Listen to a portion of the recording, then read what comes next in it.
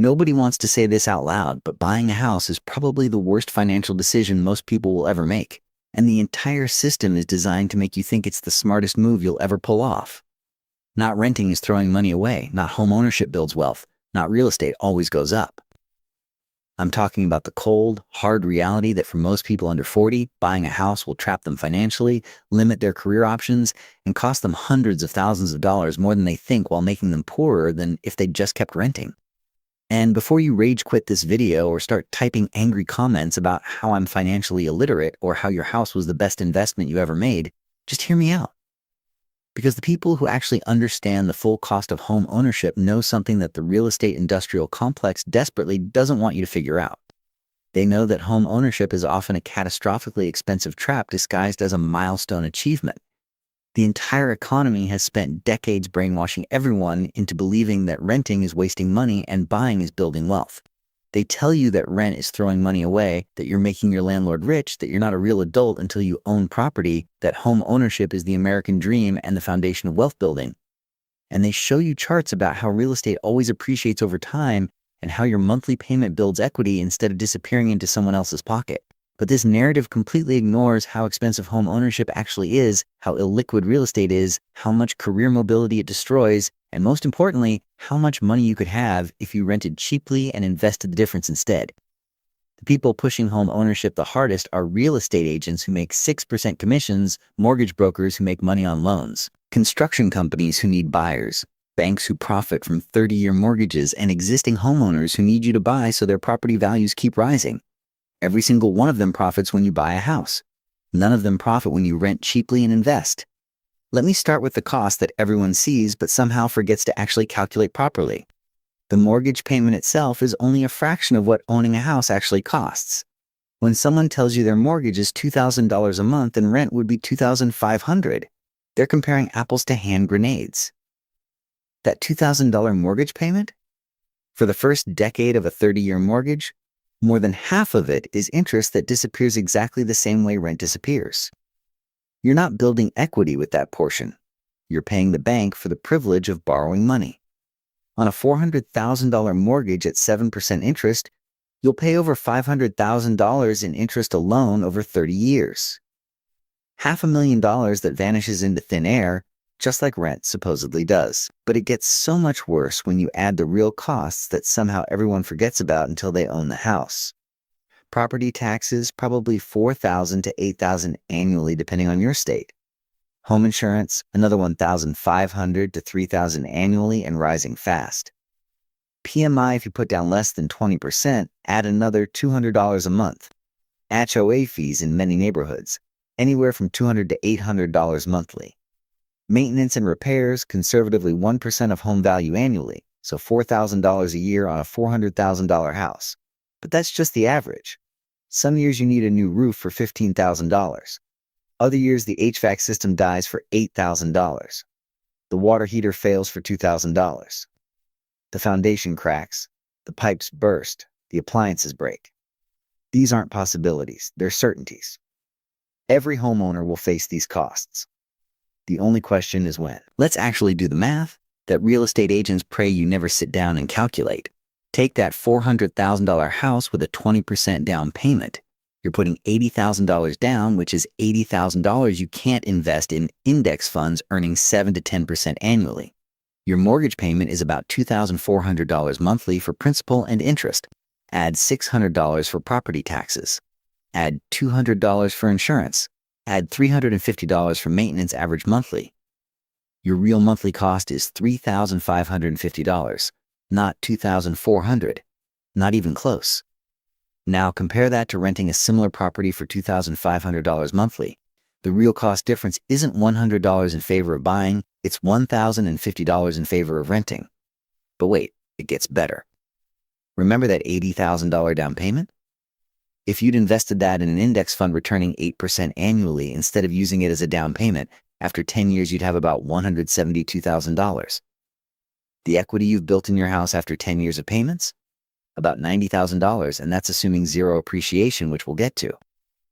So you've locked up $80,000 that could have more than doubled just to build $90,000 in equity while paying an extra $1,000 per month compared to renting. Over those 10 years, you paid $126,000 extra compared to renting. If you'd invested that difference monthly at 8% returns, you'd have another $185,000. Add that to the $172,000 from not using your down payment, and you have $357,000 in liquid, accessible wealth. Meanwhile, the homeowner has $90,000 in equity they can't access without selling the house or taking out a loan. The renter who invested has nearly 4 times the liquid wealth of the homeowner, even before we talk about what happens when you need to sell. Because selling a house is where the wealth destruction really accelerates. Real estate agents take 6% off the top.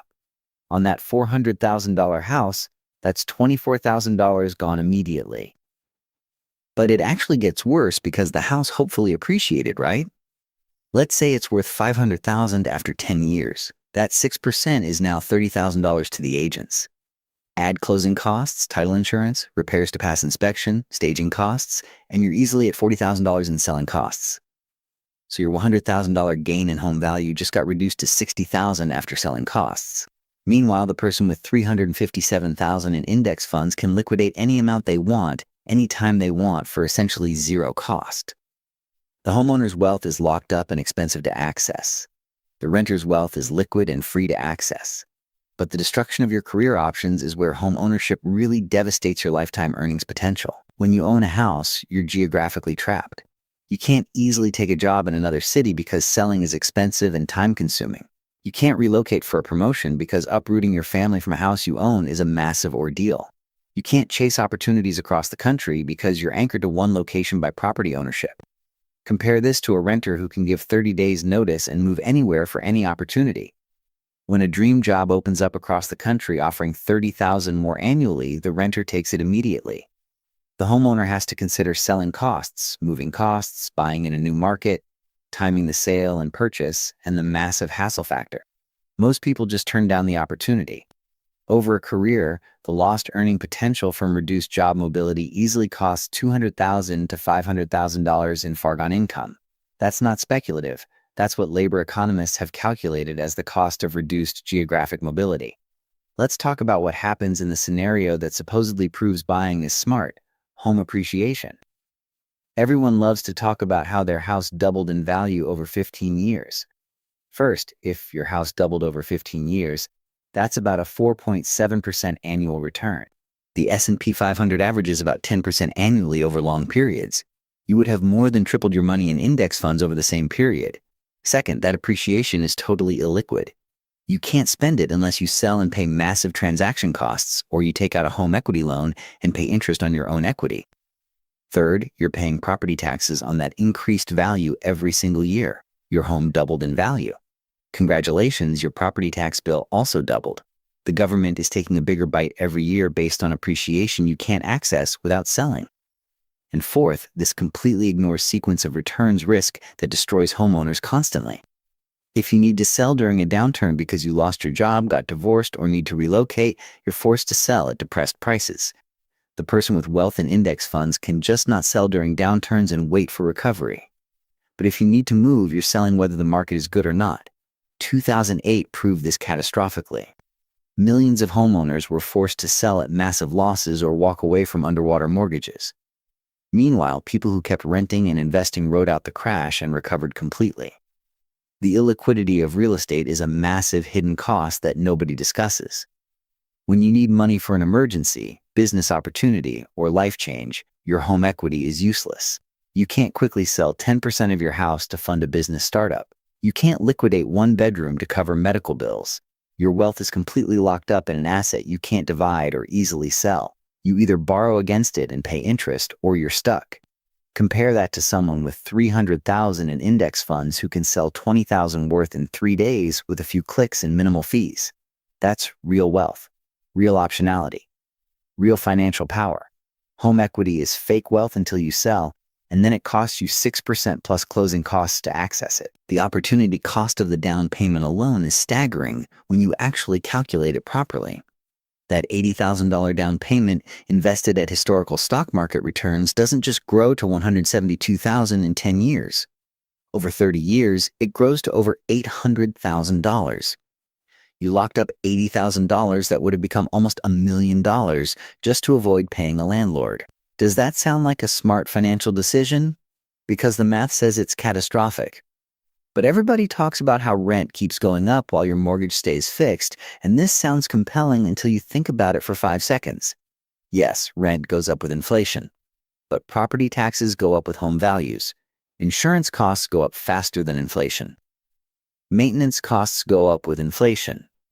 Your HOA fees go up constantly. The only thing that stays fixed is the principal and interest portion of your mortgage payment. Everything else increases, and those increases often match or exceed rent increases. Meanwhile, your income hopefully goes up with inflation too, making rent more affordable over time even as the nominal amount increases. And let's destroy the myth that you're making your landlord rich by renting. Your landlord is running a business with thin margins, massive risk, illiquid capital, and constant headaches. Many landlords would be better off selling and investing in index funds instead of dealing with tenants, maintenance, and property management. You're not making your landlord rich, you're paying for a service. Housing is a service. Just like you're not making the grocery store owner rich by buying food instead of farming, and you're not making the car manufacturer rich by buying a car instead of building one. You're paying for something you need, and in return you get flexibility, liquidity, and freedom from maintenance and cost risk. The psychological trap of home ownership is maybe the worst part. Once you buy a house, you become emotionally and financially invested in real estate values increasing forever. You start voting for policies that restrict new housing construction because you want your home value to keep rising. You oppose density, affordable housing, and anything that might slow appreciation. You've become part of the problem, part of the machine that makes housing unaffordable for everyone else, all because you need your home value to keep rising to justify the decision you made. You've trapped yourself into supporting a broken system because your wealth depends on it now, and the social pressure to buy is insane. Family members asking when you're going to stop throwing money away on rent. Friends bragging about their home equity. Society treating renters like financial failures who haven't figured out how to be real adults. This pressure pushes millions of people into buying houses they can't afford in cities they might not stay in, just to avoid social judgment. It's financial peer pressure on a massive scale, and it's destroying wealth for an entire generation. Let me address the main objection that always comes up. What about people who bought houses decades ago when prices were low and have paid them off? Yes, if you bought a house for $150,000 in 1995 and it's worth $600,000 now and paid off, you did great. But that's completely irrelevant to whether someone should buy today at current prices with current interest rates. The people who bought houses for 3x their annual income in the 1980s are not comparable to people buying houses for 8x their annual income today at 7% interest rates. The math was completely different. The decision that was smart 30 years ago might be catastrophic today. And for people who absolutely insist they must own eventually, fine. But at least rent cheaply and build liquid wealth first. Rent a cheap apartment, invest aggressively for 10 years, and then buy a house with a massive down payment or buy in cash. The person who rents until 35, invests the difference, and buys a house at 35 with $300,000 cash will be wealthier than the person who bought at 25 with a small down payment and paid mortgage interest for 10 years. You don't have to rent forever, but renting while building liquid wealth in your 20s and early 30s is almost always the better financial move than rushing into home ownership before you have substantial savings. The real estate industrial complex has created a narrative that equates home ownership with financial success and renting with financial failure. This is propaganda designed to extract wealth from you. They need you to buy because everyone in the chain profits when you do.